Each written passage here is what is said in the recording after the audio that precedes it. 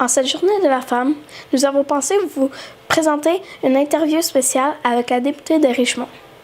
Le 8 mars, à travers le monde, a été déclarée la Journée internationale de la femme. C'est en 1977 que l'ONU a décidé de célébrer les droits et libertés de la femme. Sans plus tarder, nous allons à Marnage avec son invitée Karen Vallière.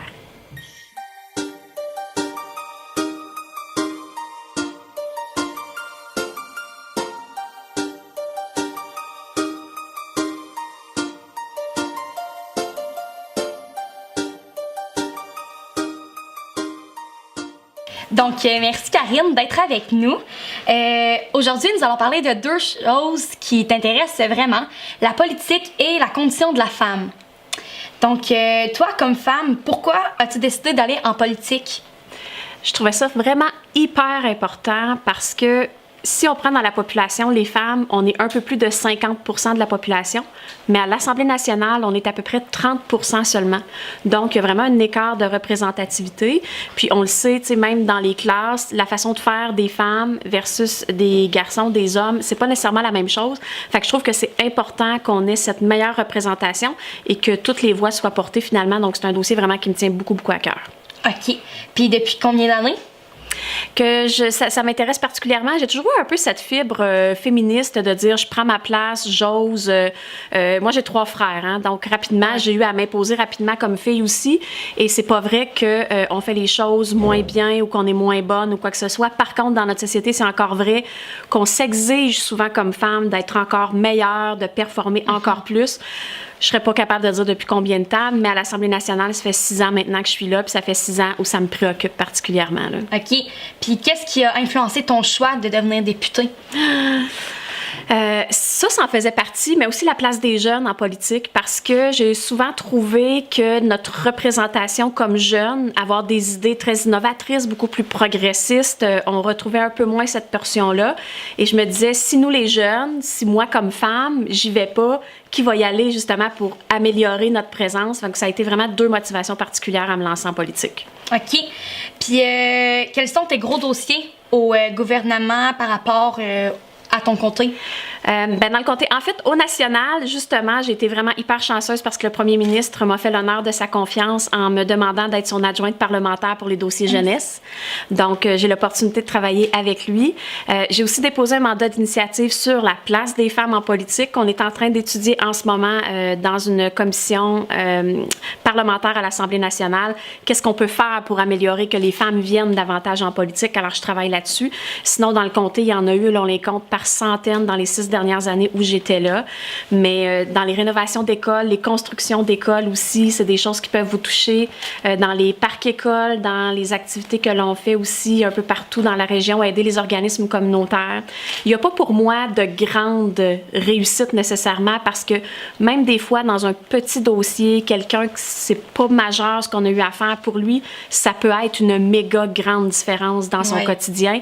Alors, c'est difficile pour moi de dire qu'est-ce qui a été la plus grande réalisation ou les plus gros mandats, parce que pour moi, que ce soit une petite ou une plus grande chose, ça a vraiment toute son importance. OK. Puis le député comme toi, c'est combien de jours dans une année? J'ai jamais compté dans une année ce que c'est, mais on a en fait 3 jours à Québec, le mardi, mercredi, jeudi, à toutes les semaines. On a les semaines de relâche, on a également pendant 2 mois l'été où on n'est pas là, puis une semaine pendant le temps des fêtes. Mais sinon, on est donc partagé une moitié de la semaine à Québec et l'autre moitié de la semaine où on est dans le comté pour venir travailler au bureau 2 jours semaine, puis pendant les 2 jours de fin de semaine où on fait des activités sur le terrain. Là. OK. Ouais. Puis ça doit... faut que tu aies un appartement à Québec, j'imagine. Oui, ben j'ai un pied à terre. Il y a des gens qui décident d'être à l'hôtel, mais sinon, moi, j'ai loué un petit appartement parce que comme ça me permet de laisser des choses là aussi, puis ça demande de moins être tout le temps dans les bagages et dans les valises. Mais oui, effectivement, on est là que très rarement. On finit à l'Assemblée nationale vers 10h, 10h30 le soir, puis on recommence à peu près vers 7h le matin nos premières rencontres. Alors, vers 6h, je suis à l'Assemblée. Fait que c'est vraiment juste pour dire qu'on fait dodo puis on retourne à l'Assemblée après. Là. OK. Ouais. Puis est-ce que tu participes souvent aux activités de ton ton comté? Moi, je suis sur le terrain. Dès que je peux l'être, je le suis. Mes minutes sont comptées au quart de tour. Donc oui, j'en fais beaucoup. Mais moi, c'est ce qui me donne, c'est comme mon carburant, en fait. Quand je suis avec le monde dans le comté, c'est là où je fais comme, good, oui, j'ai des grosses semaines, c'est un horaire qui est difficile, sauf que quand je suis avec les gens, c'est pour moi ma récompense. Fait que c'est ça qui me motive à y retourner encore tout le temps, là. Mais qui va quand tu ne peux pas?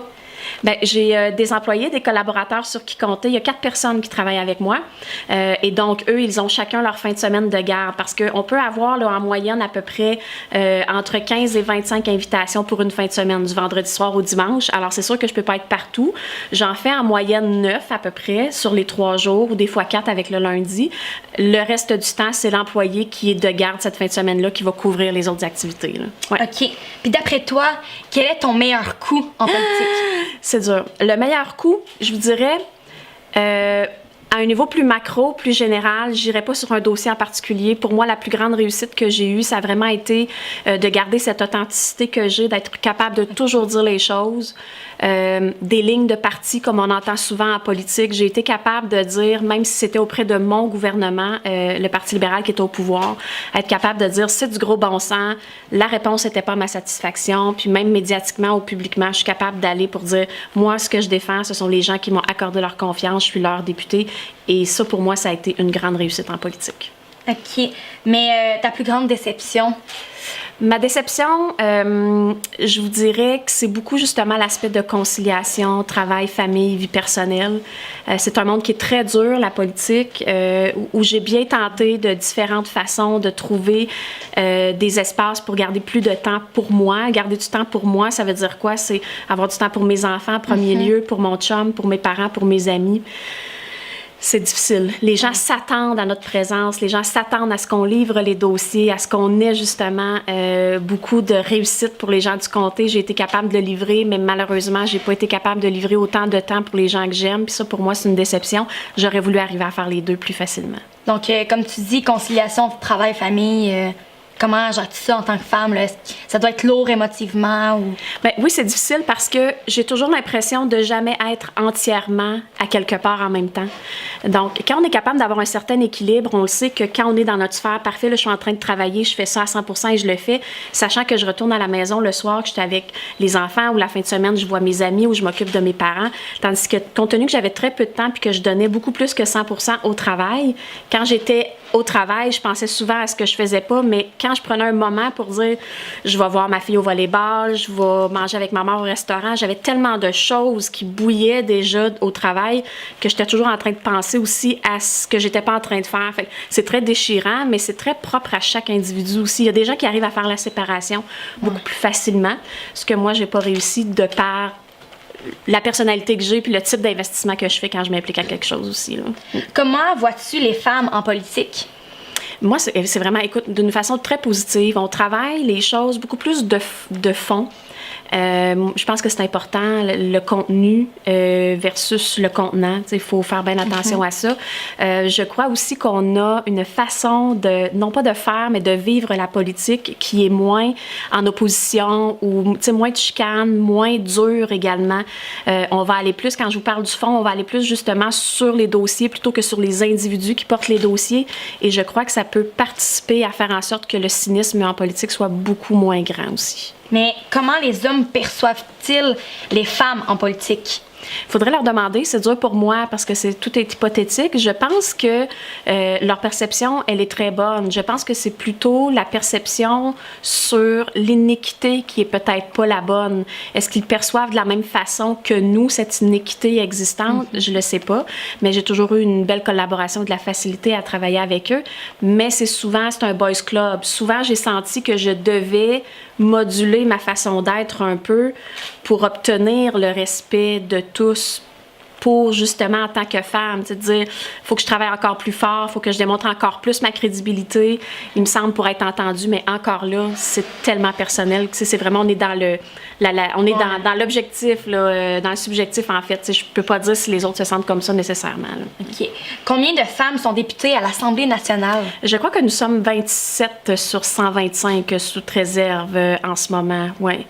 Oui, 27, c'est peut-être au parti. Il faudrait que je revérifie, là, mais on est 30% sur 125, là, compte-là rapidement. C'est encore très peu.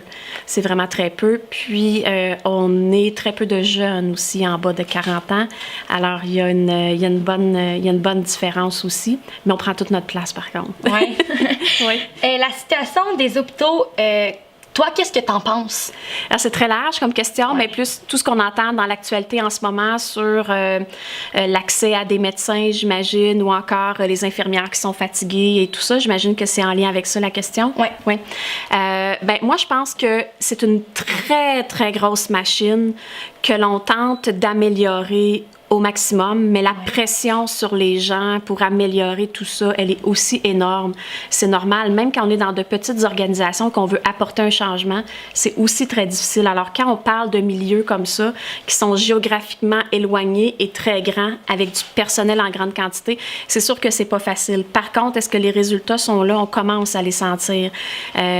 Effet direct, vraiment, qu'on voit, nous, dans le bureau de comté, autant moi que les employés, aujourd'hui, versus il y a 3 ans, le nombre d'appels qu'on a pour dire « j'ai pas de médecin, comment je fais, etc. » a diminué facilement, pas totalement, mais presque. Des gens qui, quand on les rencontre dans les activités, nous disent « crime, ça a été super vite. Après avoir eu mon rendez-vous avec mon médecin, tout de suite, j'ai été appelée en chirurgie, c'est fait déjà. » Alors, il y a un effet tangible. Est-ce que tout est parfait? Assurément pas. Est-ce qu'il faut continuer à travailler fort? Oui. Et il faut s'assurer que les gens qui travaillent dans notre milieu de la santé continuent à être bien dans leur emploi, parce qu'il va en falloir encore de plus en plus et on a besoin d'eux autres, ça c'est sûr. Ta fonction de député, est-ce que ça t'a mené à voyager dans d'autres pays pour te présenter ou explique-moi, est-ce que ça t'a mené à voyager? J'en ai fait, moi, mais j'en ai fait qu'un. J'aurais eu d'autres opportunités. Quand on est député, on nous assigne ou on nous demande dans quelle organisation à l'international on veut être, parce que l'Assemblée nationale a des activités bilatérales avec d'autres parlements. Donc, j'étais assignée, moi, à 3 organisations. J'ai eu des opportunités de voyager beaucoup, mais comme je vous dis, je suis vraiment là, tellement dédiée à ce qu'on réussisse les dossiers dans le comté, que souvent, quand je voyais que je partais peut-être un 3, 4, 5 jours à l'étranger avec la délégation de l'Assemblée nationale, pour moi, c'était un 3, 4, 5 jours où je réglais pas des dossiers et où j'étais pas sur le terrain. Alors, j'en ai fait un seulement, un voyage, en fait, une mission parlementaire. Je suis allée au Mexique. Et ça, pourquoi je l'ai pris, cette mission-là, c'est que c'était avec la Corporation des femmes parlementaires de la francophonie et ce qui me permettait justement d'aller déposer des motions pour permettre de faciliter l'accès des femmes à ce genre de rencontres. Donc, c'était intrinsèquement lié à un de mes champs d'intérêt. Alors, c'est pour ça que je l'ai fait.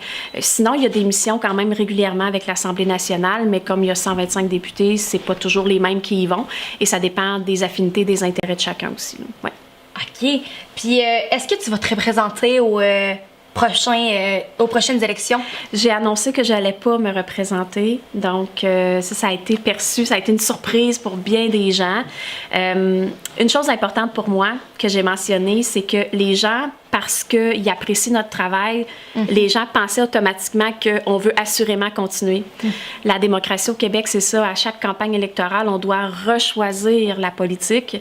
Et là, justement, pour l'aspect de conciliation, travail, famille, mais aussi vie personnelle, ce n'est pas que pour les enfants, c'est aussi pour récupérer un peu une partie de ma vie, être capable de voir des amis, être capable de vivre, de faire mes passe-temps, d'avoir des passions aussi, puis être capable de sentir que j'ai un espace pour moi aussi. Donc, j'ai décidé de ne pas me représenter là. L'avenir dira s'il y aura un retour un jour. Je ne ferme pas la porte complètement, mais pour l'instant, je sens que je dois m'occuper de mon noyau de gens un petit peu plus près de moi. Là. Ouais. Puis, quel héritage laisses-tu à ton comté? Ben moi, j'aimerais que ce soit les gens du comté qui le disent plus que moi. Je pense que mon père avait déjà laissé un bon héritage déjà. Donc, rappeler aux gens que mon père était là dans le comté de Richmond pendant 34 ans avant que je décide moi aussi de me présenter. J'en ai fait 6 ans. Je pense que c'est la présence, vraiment de démontrer qu'un député de terrain peut faire une réelle différence dans des dossiers. Il y a des choses qui se font de façon naturelle, que les écoles font des demandes, les municipalités en font, les entreprises, et ils n'ont pas vraiment besoin de notre intervention. Mais des fois, comme dans certaines situations qu'on a vécues quand même dans le comté de Richmond, ils ont besoin de lever la la main puis dire hey, là, il y a un nœud, ça marche pas, on a frappé un mur. Et là, moi, j'arrivais avec mon équipe à la rescousse pour dire parfait, on va démailler tout ça puis on va trouver une solution. Et ça a donné des résultats. Donc, vraiment être député de terrain, connaître ces gens, les aimer vraiment comme si c'était ma deuxième famille, ça fait une grande différence. Donc, si je peux avoir laissé ça pour que les gens puissent rechercher ce type d'individu pour les représenter, je pense que c'est déjà bon. Oui. Merci, Karine. C'était un réel bonheur pour moi, pour toute l'équipe de Fenêtre sur Wotton. On apprécie grandement le travail que tu fais. Puis nous, on se dit à une prochaine fois. Donc, merci, Karine. Merci beaucoup. Merci.